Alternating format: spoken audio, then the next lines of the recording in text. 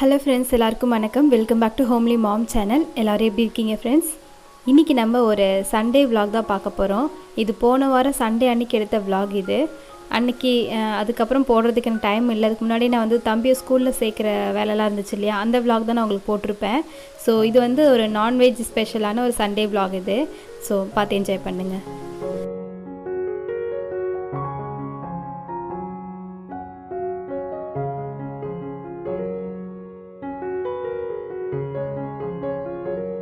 அன்றைக்கி காலையில் பார்த்தீங்கன்னா நல்லா பனியாக இருந்தது. நம்ம பக்கத்து வீடே தெரியாத அளவுக்கு நல்லா புகையாக இருந்துச்சு. இப்போல்லாம் காலையில் கோலம் போடுறது எனக்கு வேலையே இருக்க மாட்டேங்குது. ஏன்னா ஒன்று தூரலாக இருக்குது, இல்லை மழை பொழியுது, அந்த மாதிரி இருக்குது.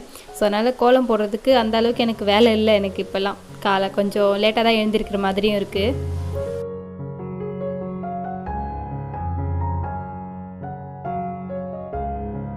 ஸோ இது சண்டே விலாக் அப்படின்றதுனால காலையில் தூங்கி எழுந்தது எப்பயும் போல் நமக்கு டே எப்படி போகுமோ அதே மாதிரி தண்ணிலாம் பிடிச்சி வச்சுட்டு டீ போட்டு குடிச்சிட்டு அப்படியே கொஞ்சம் காலையில் உங்களுக்கு காமிக்கலாமேன்னு சொல்லிட்டு ஒரு சில கிளிப்ஸ்லாம் எடுத்து வச்சுருந்தேன். அப்புறம் பால் வர்றதுக்காக சொம்பு வச்சுட்டு வந்திருக்கேன். அவங்க வந்து கொடுத்துட்டு போயிடுவாங்க. எந்த அளவுக்கு பனியாக இருக்குதுன்னு நீங்களே பாருங்கள். இப்போது இது வந்து டைம் ஆகிடுச்சு. பட் நான் எழுந்திருக்கும் போதெல்லாம் பார்த்தீங்கன்னா ரொம்ப பனியாக இருந்தது. இப்போ வந்து கொஞ்சம் கொஞ்சமாக குறைஞ்சிட்டே வந்துட்டு இருக்குது.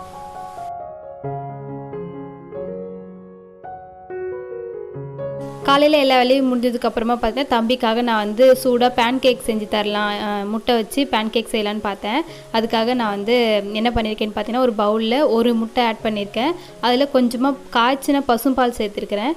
ஒரு பிஞ்ச் அளவுக்கு சால்ட்டு சேர்த்துட்டு அப்புறம் கொஞ்சம் ஒரு ஸ்பூன் அளவுக்கு சுகர் சேர்த்துருக்கேன். உங்ககிட்ட சுகர் வந்து அதாவது சுகர்லாம் போடுறதுக்கு விருப்பம் இல்லை அப்படின்னா நீங்கள் வந்து நாட்டு சர்க்கரை இல்லைனா வெல்லம் அந்த மாதிரி சேர்த்துக்கோங்க.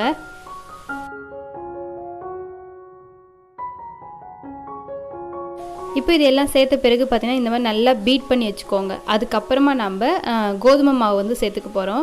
நான் வந்து ஒரு 2.5 ஸ்பூன் அளவுக்கு கோதுமை மாவு சேர்த்துருக்குறேன். சேர்த்துட்டு நல்லா மிக்ஸ் பண்ணி விட்டுக்கலாம். கட்டி இல்லாமல் மிக்ஸ் பண்ணிக்கோங்க. இந்த மாதிரி நம்ம தோசை ஊற்றுவோம் இல்லையா, அந்த மாதிரி இருக்கணும், அந்த பதத்தில் இருக்கணும். இப்போ தோசைக்கல் ஹீட் ஆனதுக்கப்புறமா கொஞ்சமாக நான் வெண்ணெய் தடவிட்டு அதுக்கப்புறமா நான் வந்து இது ஊற்றிருக்கேன்.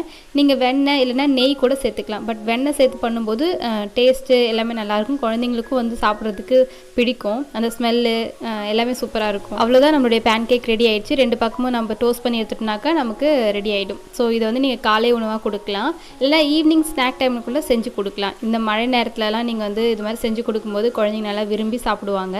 இது வந்து ஒரு வயசுக்கு மேலே இருக்கிற எல்லா குழந்தைக்குமே தாராளமாக கொடுக்கலாம். அஷிதாப்பாவே வந்து ஒன்று சாப்பிட்டாருன்னா பார்த்துக்கோங்களேன், நல்லா தான் இருந்துச்சு.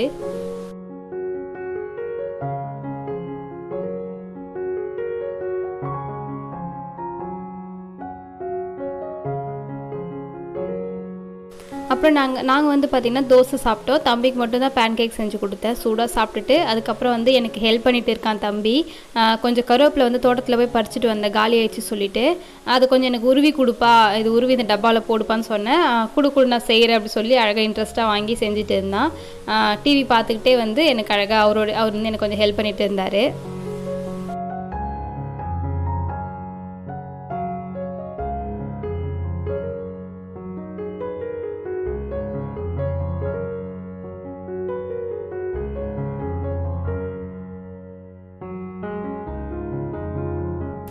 ஸோ அப்படியே கொஞ்சம் கொஞ்சமாக வந்து காலை வேலையெல்லாம் முடிஞ்சிருச்சு. அதுக்கப்புறம் லஞ்ச் வந்து பார்த்திங்கன்னா எறா குழம்பு தான் பண்ணியிருந்தேன். நான் வந்து உருளைக்கிழங்கு வச்சு எறா குழம்பு பண்ணியிருந்தேன். ரொம்பவே சூப்பராக இருக்கும், ஒரு மாதிரி கிரேவி பதத்தில் இருக்கும். அந்த ரெசிபி உங்களோட ஷேர் பண்ணிக்கிறேன். அதுக்கப்புறம் ஓடையில் நிறைய தண்ணி போச்சுன்னு சொல்லிட்டு இருந்தேன் இல்லையா போன விலாகில், அதில் நிறைய மீன் இருந்துச்சு. நானும் அஷத் குட்டி எல்லாருமே போயிட்டு பார்த்துட்டு இருந்தோம். அதெல்லாம் உங்களுக்கு காமிக்கிறேன். அதுக்கு முன்னாடி நம்ம வந்து ரெசிபி பார்த்துடலாம். நான் ஒரு மிக்ஸி ஜாரில் தக்காளி, இஞ்சி, பூண்டு இது எல்லாமே வந்து பேஸ்ட்டாக அரைச்சி வச்சுருக்கேன். அதுக்கப்புறம் வானல் காய வச்சுட்டு எண்ணெய் ஊற்றி எண்ணெய் காஞ்சதுக்கப்புறமா 1/2 ஸ்பூன் வெந்தயம், 1/2 ஸ்பூன் சீரகம், 1/2 ஸ்பூன் சோம்பு இது எல்லாம் போட்டு நல்லா பொரி விட்டுடலாம். இது நல்லா பொரிஞ்சதுக்கப்புறமா பார்த்திங்கன்னா நான் வந்து ஒரு சாப்பரில் 4 வெங்காயத்தை வந்து கட் பண்ணி இந்த மாதிரி நல்லா ஃபைனாக கட் பண்ணி வச்சுருக்கேன். மீடியம் சைஸ் வெங்காயம். அதை இதோடு சேர்த்து நல்லா நம்ம மிக்ஸ் பண்ணிக்கலாம். நான் 2 தக்காளி சேர்த்துருக்கேன், 4 வெங்காயம் சேர்த்துருக்கேன். சாப்பர் வந்து பார்த்திங்கன்னா நான் யூஸ் பண்ணுறது பிஜிஎன் பிராண்ட், உங்களுக்கு தெரியும்னு நினைக்கிறேன். இதில் வந்து நமக்கு டைம் சேவ் ஆகும். இந்தளவுக்கு சூப்பராக ஃபைனாக வந்து சாப் பண்ணி கொடுக்கும். ஸோ உங்களுக்கு வேணால் நான் டிஸ்கிரிப்ஷன் லிங்க் கொடுக்குறேன், நீங்கள் செக் பண்ணி பார்த்துக்கோங்க. இப்போ வெங்காயம் சீக்கிரம் வதங்கிறதுக்காக நான் கொஞ்சம் உப்பு சேர்த்துக்கிறேன். அது கூடவே நான் வந்து கருவேப்பிலையும் சேர்த்துருக்கிறேன். இப்போ வெங்காயம் நல்லா இந்த அளவுக்கு வதங்கினதுக்கு அப்புறமா நான் வந்து ஒரே ஒரு முழு பச்சை மிளகாவை சேர்த்துருக்கிறேன். அப்புறம் அரைச்சி வச்சுருக்கிற தக்காளி, இஞ்சி பூண்டு விழுது இருக்கு இல்லையா, அது எல்லாத்தையும் சேர்த்து நம்ம நல்லா மிக்ஸ் பண்ணி கொடுத்துக்கலாம்.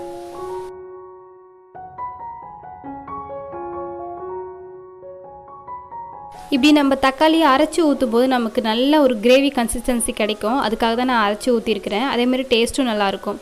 தக்காளியோட பச்சை ஸ்மெல் போய் சீக்கிரமாக குக்காகி வரணும் அப்படின்றதுக்காக நான் வந்து ஒரு 1/4 ஸ்பூன் அளவுக்கு மஞ்சள் தூள் சேர்த்துருக்கிறேன். சேர்த்துட்டு ஒரு மிக்ஸ் கொடுத்துருங்க. அதுக்கப்புறமா நமக்கு வந்து கொஞ்சம் மேலே வந்து எண்ணெய் பிரிஞ்சு வர மாதிரி ஒரு ஸ்டேஜ் தெரியும். அப்போ வந்து பார்த்திங்கன்னா நான் உருளைக்கிழங்கு சேர்த்துக்கிறேன். கட் பண்ணி வச்சுருக்கிற உருளைக்கிழங்கு சேர்த்துக்கோங்க. உங்கள்கிட்ட உருளைக்கிழங்கு இல்லைன்னா பரவாயில்ல, நீங்கள் முருங்கைக்காய் கூட சேர்த்துக்கலாம். அதுவும் சூப்பராக இருக்கும். எறா கிரேவி, எறா குழம்புக்கெலாம் வந்து முருங்கைக்காய் சேர்த்து பண்ணும்போது ரொம்ப டேஸ்ட் நல்லாயிருக்கும். இப்போ உருளைக்கிழங்கு போட்டு வதக்குனதுக்கு அப்புறமா நான் வந்து ஒரு 5 ஸ்பூன் அளவுக்கு குழம்பு மிளகாய் தூள் வந்து சேர்த்துக்கிறேன். ஆல்ரெடி நம்ம சேனலில் குழம்பு மிளகாய் தூளோட ரெசிபி வீடியோ போட்டிருக்கேன். அதுவும் நான் டிஸ்கிரிப்ஷனில் கொடுக்குறேன், பார்த்துக்கோங்க. அடுத்து மிளகாத்தூள் சேர்த்த பிறகு நல்லா மிக்ஸ் கொடுத்துருங்க. தண்ணிலாம் எதுவும் இப்போதைக்கு ஊற்ற வேண்டாம். நம்ம இந்த எண்ணெயிலே வந்து பார்த்திங்கன்னா ஒரு 2 நிமிஷத்துக்கு அளவுக்கு நீங்கள் வதக்கிட்டிங்கன்னா அதுவே வந்து ஒரு பச்சை வாசனை போயிடும். அதுக்கப்புறமா நம்ம வந்து தேவையான அளவுக்கு தண்ணி ஊற்றிக்கலாம்.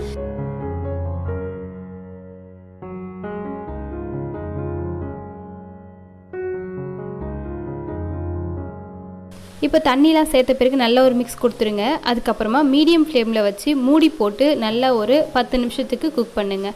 இது வந்து நல்லா எண்ணெய் பிரிஞ்சு வரும், உங்களுக்கு நல்லா கொதிக்கிற ஸ்டேஜ் வரும். அந்த ஸ்டேஜ் வந்ததுக்கப்புறமா நம்ம எறாவை சேர்த்துக்கலாம்.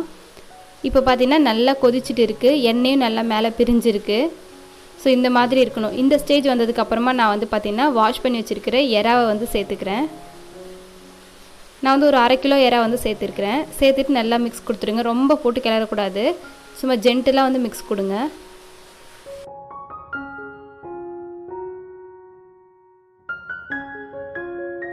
எறா சேர்த்த பிறகு நம்ம ஒரு மூடி போட்டு மறுபடியும் குக் பண்ணணும். அதுக்கப்புறமா சூப்பராக வந்து கிரேவி வந்து ரெடி ஆகிடும். லாஸ்ட்டாக ஃபைனலாக இறக்க போகிற ஸ்டேஜில் வந்து பார்த்திங்கன்னா ஒரு அரை எலுமிச்சை பழத்தை நல்லா இந்த மாதிரி சாறு பிழிஞ்சு வச்சுருக்கேன். அதையும் இதோட சேர்த்துட்டு கொஞ்சமாக கொத்தமல்லி தழை தூவி நம்ம வந்து சர்வ் பண்ணிட வேண்டியது தான். இந்த மழைக்கு சுட சுட வந்து இந்த மாதிரி எறா குழம்பு, கறி குழம்பு இதெல்லாம் சாப்பிடும்போது ரொம்ப சூப்பராக தான் இருக்கும். நீங்களும் இந்த ரெசிபியை ட்ரை பண்ணி பாருங்கள். ஆல்ரெடி நான் வந்து பார்த்திங்கன்னா முருங்காய் வச்சு எறா குழம்பு பண்ணியிருப்பேன். ஸோ இது வந்து கொஞ்சம் உருளைக்கிழங்கு வச்சு கொஞ்சம் டிஃப்ரெண்ட்டாக பண்ணது தான். எல்லாருக்கும் தெரியும் தான், இருந்தாலும் நான் பண்ணதை உங்களோட ஷேர் பண்ணியிருக்கேன். ஸோ அவ்வளோதான். நம்ம வந்து குழம்பு வந்து ஒரு பவுலுக்கு மாற்றிக்கலாம். அதுக்கப்புறமா சாதம் போட்டு சாப்பிட வேண்டியது தான்.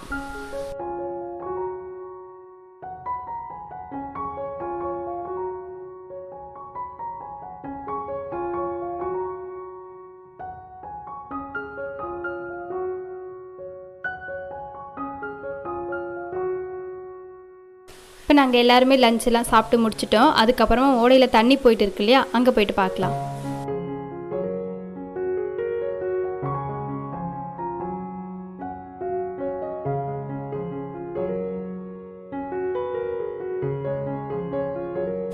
நிறைய பேர் வந்து ரோட்டில் போகிற வரவங்களாம் அந்த ஓடையை எட்டி எட்டி பார்த்துட்டு போயிட்டே இருப்பாங்க. நிறைய மீன் போகுது இல்லையா, அதெல்லாம் பார்த்துட்டு இருப்பாங்க.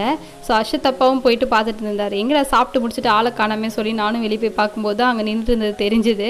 அதுக்கப்புறம் நானும் தம்பியும் போயிட்டு சும்மா அங்கெல்லாம் கொஞ்சம் கிளிப்ஸ் எடுத்தோம். ஸோ மீன்லாம் போகிறது உங்களுக்கு தெரியும்னு நினைக்கிறேன்.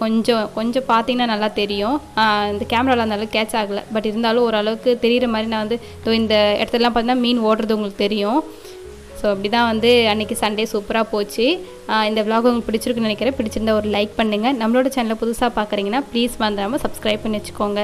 உங்களை இதே மாதிரி வேறு ஒரு இன்ட்ரெஸ்டிங்கான வீடியோ வந்து பார்க்குறேன். அது வரைக்கும் பாய்.